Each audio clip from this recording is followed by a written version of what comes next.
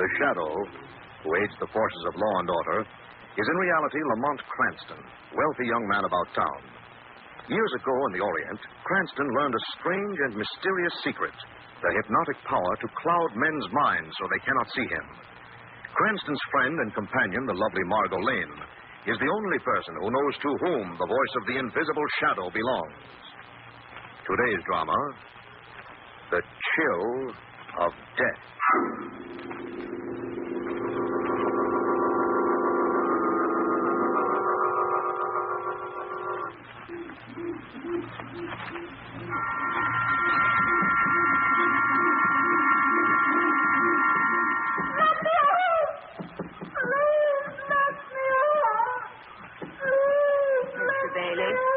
Yes, Mrs. Bailey? Please shut the upstairs door. Of course, my dear. You know how terribly sensitive I am. Of course. The sound of that poor girl screaming, I couldn't stand it. Your feelings do you much credit, my dear. Mr. Bailey. Yes? Why is she screaming? The narcotic wore off a little too early. I see. The neighbors? You can't hear her. The walls are quite thick. I still don't like it. Suppose someone were to come in. It's late, my dear. No one will. We should think of something, Mr. Bailey, for the future. It's upsetting this way. I have always felt, my dear, that in the course of a long life I have never met a woman of such exquisite sensibility as yours. Thank you, my dear. I wonder what's on the radio. Mr. Bailey. Yes? Tune in to something pleasant. Music, perhaps. Not one of those crime programs. They're so morbid.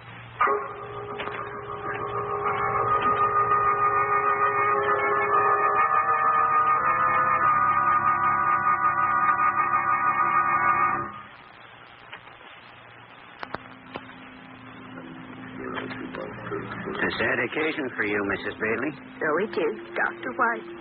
Mr. Bailey and I were so fond of dear Hilda. I think it was very kind of you to give the girl such a lovely funeral. Well, she had no family of her own. It's the least, Mr. Bailey said to me, it's the least we can do. Of course. It's too bad. But pneumonia's no respecter of persons nor affections. Still, it's rather strange. What is strange, Dr. White? Well, those bruises on her hands. Bruises on her hands? Yes, just as though she'd beaten against a wall with them. Oh, that. We'd some repairs to do in the kitchen. Mr. Bailey wanted to call a man in, but Hilda insisted on doing it herself. She was so good to us. Poor girl actually left us some insurance. Oh? Yes. Only a few thousand, but it's the spirit that matters, isn't it? Mr. Bailey? Mr. Wilkins. The cars are ready. You can start at any time now. Thank you, Wilkins. You've been a very great help. Mrs. Bailey? Yes, we may as well start now. You know, we shall have to find another house now, Mr. Wilkins. Our home is so filled with memories of poor dear Hilda. Another house. Perhaps even in another town.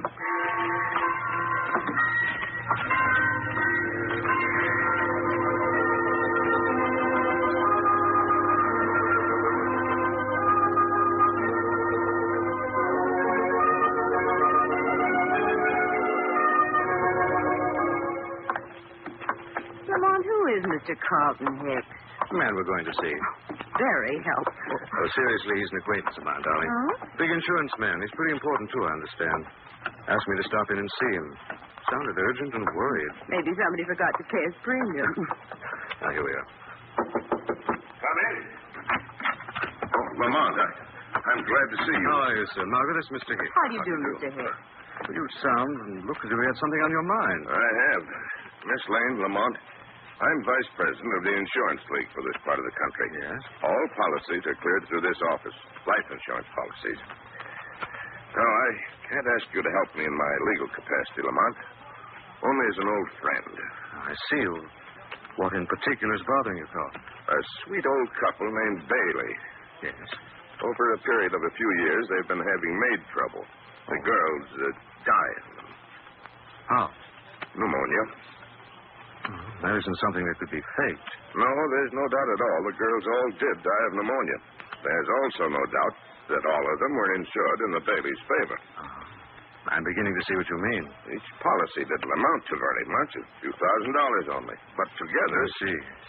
The girls were all insured with different companies and in different towns.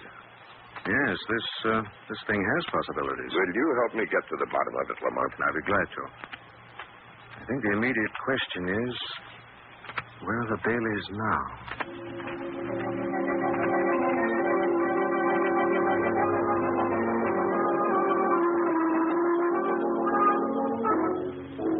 So we've come to you, Dr. White, to see if you could give us any information about the death of Mr. and Mrs. Bailey's maid, Hilda Swanstorm. She died of pneumonia, Mr. Cranston. I can tell you that. You're certain? Well, it's not an illness a general practitioner is likely to miss, Mr. Cranston. We just want to be very certain of the facts, Dr. White. Well, the facts are that the girl contracted pneumonia somehow, Miss Lane. But I was called in when she was already delirious, and that her case was hopeless. Was there anything at all odd about the circumstances or the corpse, Dr. White? Nothing, except that her hands were bruised. But the Baileys told me that she'd been making some repairs in the house. Bruised hands. Tell me, have the Baileys lived here for any length of time? Some months. I see. And now? Well, they've moved, left town. The tragedy apparently left a very deep impression on Mrs. Bailey. Possibly. Dr. White, was there anyone in town they were especially friendly with? Wilkins, perhaps. That's James Wilkins, undertaker. Excuse me, mortician. Not that they were really friendly with him, but when the tragedy occurred, he was very helpful. It's an odd acquaintance. Mr. Cranston, you're discussing this thing almost as though it were, well, a crime of some kind or other. Yes. Perhaps it is. Not a crime of some kind or other, but very possibly the crime of murder.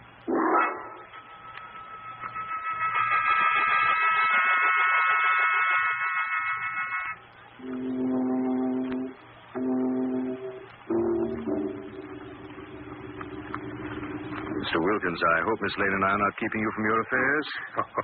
My business is not one of great haste, Mr. Cranston. I suppose not. Mr. Wilkins, we're very much interested in the Baileys. The Baileys? Poor old soul. Yes, it was a pity about their maid, Hilda. Yes, they felt her death as though she'd been their daughter. It was very touching. Yes, I'm sure it was. Especially since it wasn't the first time a tragedy of that sort had happened to them. You knew that, of course. Yes, I mean, really? Really? Well, some people are unlucky, I suppose. You mean the Baileys? Yes. Oh, I was thinking of their maids. Mr. Wilkins, where are the Baileys now? I'm sorry, but I don't know. No, I don't know. Oh, it's later than I thought. You'll excuse me. I have an appointment. Of course. Coming, Margot? Goodbye, Mr. Wilkins. And thank you very much for your help.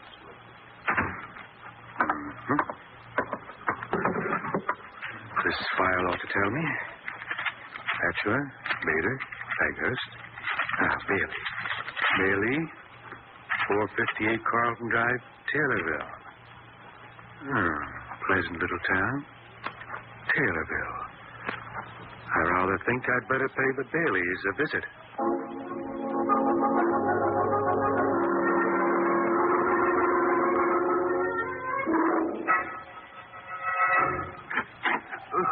Good evening, Mr. Bailey. Oh, Mr. Wilkins. What brings you here to Taylorville? Just a visit, purely a social visit, Mr. Bailey. I see. Come in. Thank you. You call at a late hour, Mr. Wilkins. My wife and I had already retired. Pity you didn't let your maid answer the doorbell, or don't you have a maid? We have not as yet hired one. But surely you didn't come all the way here to Taylorville to discuss maids. A gentleman came to my place earlier today merely to discuss maids. Yes? Especially Hilda, your last maid. Who was he? Mr. Cranston. Never heard of the man. Apparently he heard of you. However, I didn't furnish him with your dress. How did you happen to know it? I've been interested, shall we say, ever since I discovered that Hilda was not the only one of your maids who died of pneumonia. True. A series of unhappy coincidences. Mr. Bailey, I'm no longer a young man. I find my duties arduous. I've been thinking of retiring. Indeed. Unfortunately, however, I can't afford to retire. That's a pity. But then, we must cut our cloth to fit our pattern, mustn't we? Oh, yes. But I've been thinking of a new pattern, Mr. Bailey. One involving a series of unhappy girls who all died of pneumonia shortly after being employed by dear old Mr. and Mrs. Bailey. A pattern the police might find significant. Police? Mr. Wilkins, your requirements for retiring are... $5,000. Tidy sum. A modest sum. I shall have to consider. I'm most anxious, Mr. Bailey, to retire at once. I'm afraid you have no time for consideration.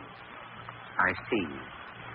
Well, in that case, I suppose I shall have to comply with your request. You are a philosopher, Mr. Bailey. Am I? It's flattery. Here we are, right in the desk. I think, Mr. Bailey, in your hand. A knife, Mr. Wilkins. But you can't... Mr. Wilkins, you are a blackmailer. A blackmailer is never satisfied with the initial payment. He returns always for more and more. I couldn't put up with that. The hour is late. You will not be heard. You, sir, are a blackmailer, and I am a murderer. You have practiced door calling tonight, and now I shall practice mine.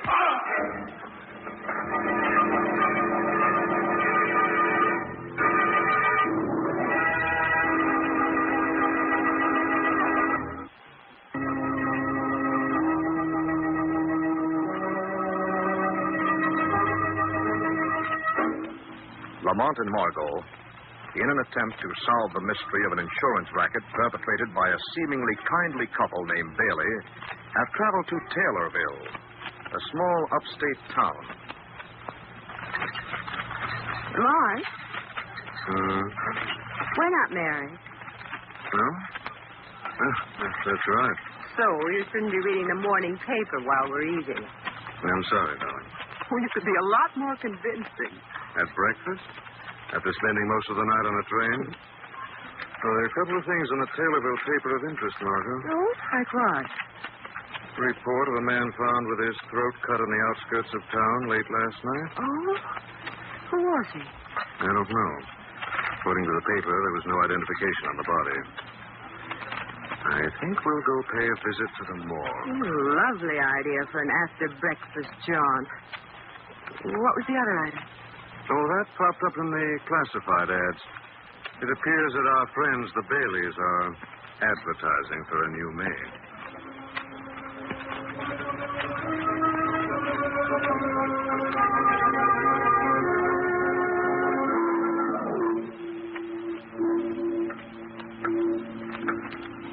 Lamont, I'm freezing.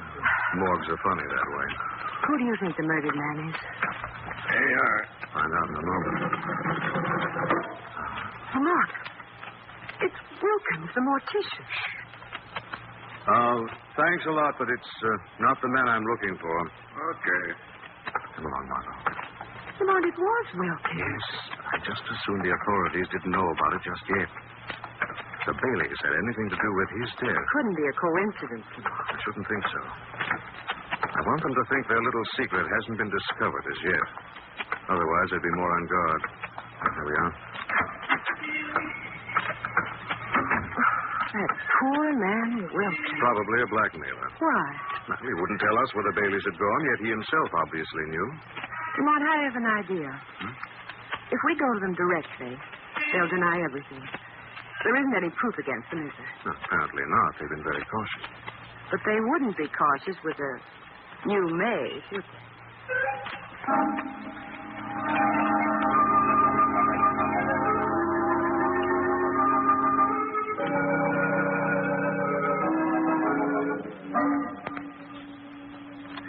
Your name's Margaret Flynn, eh? Yes, Mr. Bailey. You appear to be a pleasant girl. Have you had much experience? Not very much, sir, but I'm strong and willing to work. Good. That's the spirit. Good morning, my darling. Good morning, Mr. Bailey. This is Margaret Flynn, Mrs. Bailey. She wants to be our new maid. Oh, does Margaret really need the position? She tells me she's all alone in the world, Mrs. Bailey. Oh, poor dear. But if she stays with us, she won't be, will she? Thank you, ma'am. We have to be very careful, Margaret. You see, a maid with us isn't merely a servant. She becomes a member of the family. Yes, ma'am. We want her to be one of us, Margaret. Do you think you'd like to? Very much, ma'am. Then, Mr. Bailey, I would very much like to have Margaret be our companion. Splendid. Splendid. Margaret, you're employed. Oh, thank you, sir. Mrs. Bailey will show you your room now. Oh, a moment, Margaret. Will you sign this, please? What is it, sir? Just some red tape for the government. A pen, Margaret. Yes, but it says something about insurance. Unemployment insurance, that's what it is. You need bother reading the thing full of red tape. Just sign. Yes, sir. There we are. Now you're really our maid. You've nothing to worry about anymore.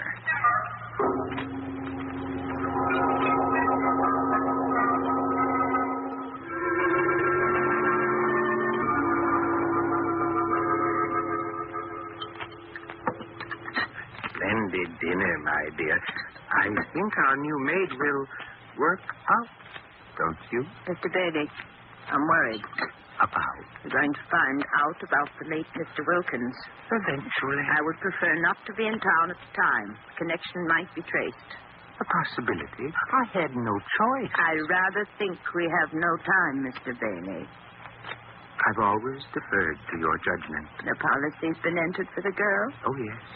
Then perhaps she'd better contract her pneumonia tonight. Will that be all for tonight, Mrs. Bailey? That will be all the work you need do, Margaret. We'd be pleased to have you join us for a while. Thank you, ma'am. Perhaps in a glass of brandy, Mr. Bailey. At once, my Oh, I never drink. Oh, nor do I, my dear. But a sip of fine brandy, that isn't really drinking. Here we are. Mrs. Bailey? Thank you.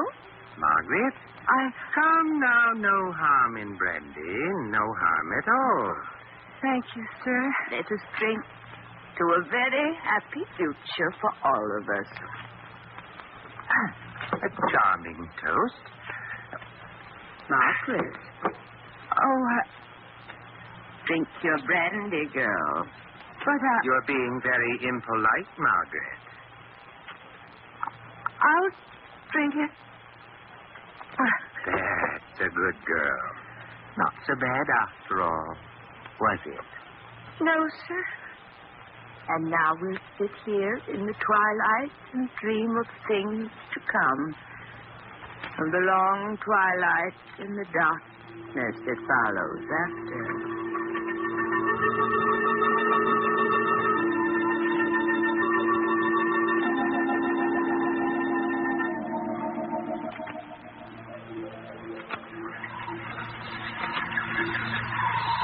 What a soothing sound, the sound of running water.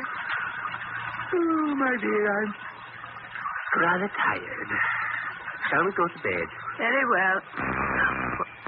The door. I'd better answer it. That sound, perhaps, Mrs. Bailey, you might oblige us with a little Chopin until our visitor leaves. Of course.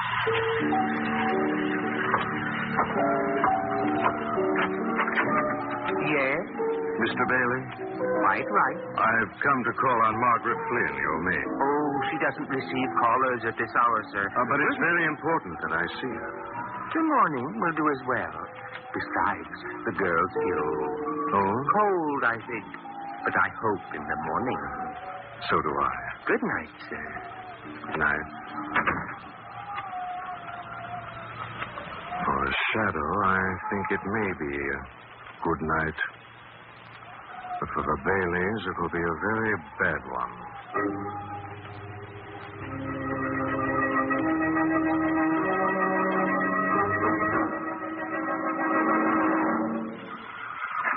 Margot! Margot! Margot! Lamont. Come on, here. Let me help you, darling. Here. Lamont, they gave me brandy and I lost consciousness and they put me in there and I'm cold. My clothes are so wet. They've gone to bed. I slipped in the back way. Oh. Hop into your bedroom, change into dry things, but keep the wet clothes. I don't understand. We've no proof, Margot, yet. All we could say now is that I found you in the shower with your clothes on. The district attorney would conclude you were mad or drunk. The jury would believe the same. Yes, that's right. In the morning, Margot, the Baileys may have a surprise. Shadow may fall on them.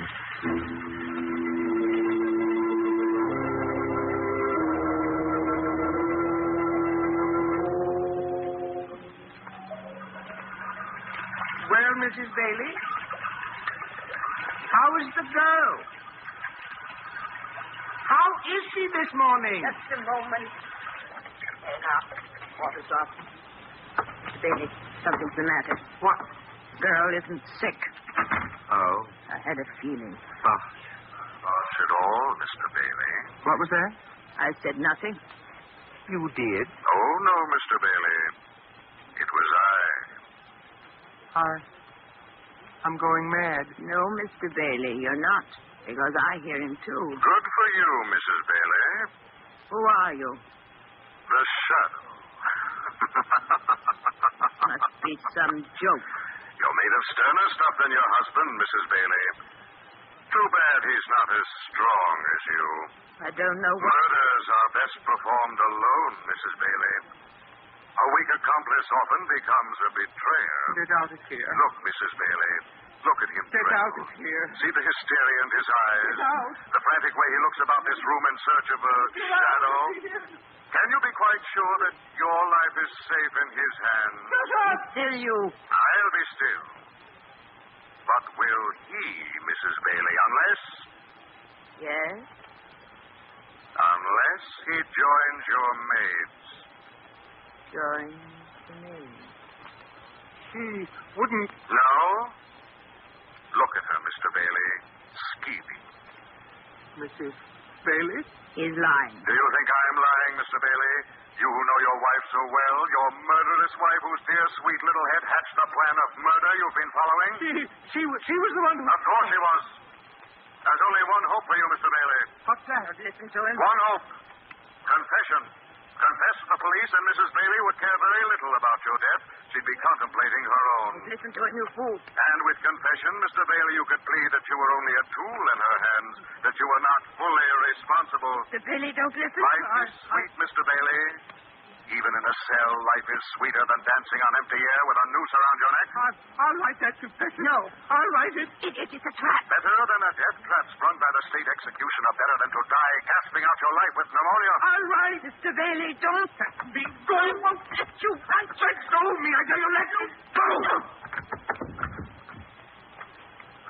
You struck your loving wife, Mr. Bailey. I'm afraid you're not a very kind and considerate husband after all. Now there's paper. Yes, There's ink. I will. Write, Mr. Yes, Bailey. I will, Mr. Yes, I will. Names, places, dates. Yes. Write, Mr. Bailey. Write.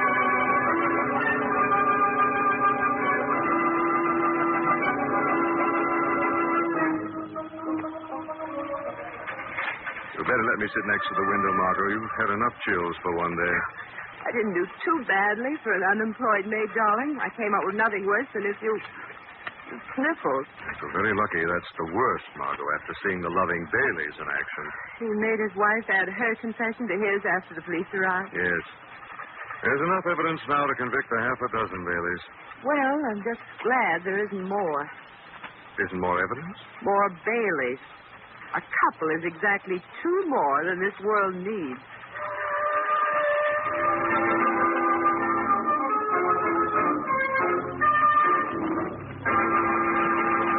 The weed of crime bears bitter fruit. Crime does not pay. The shadow knows.